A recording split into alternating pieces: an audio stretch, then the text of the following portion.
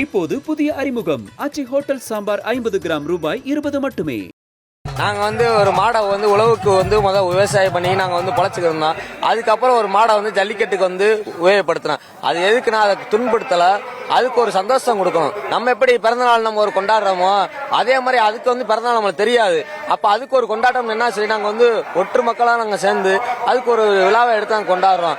தமிழனா பிறந்தநாள் பெருமை போகிறது, இந்த மாதிரி வீரம் அந்த காலத்தில் எப்படின்னு கேட்டிங்கன்னா பெண்களை கல்யாணம் பண்ணி கொடுக்கணும்னா இளவட்ட கல் தூக்கணும், மாடு அடக்கணும், அப்படி ஒன்று வீர விளையாட்டாக கொண்டு வந்தது.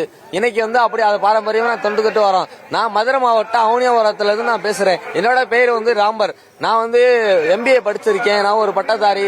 ஆனால் நான் மாடு வளர்த்துக்கிட்டு நான் பரம்பரையாக எங்கள் பாட்டை எங்கள் தாத்தா எல்லாரும் மாடு வளர்த்தாங்க.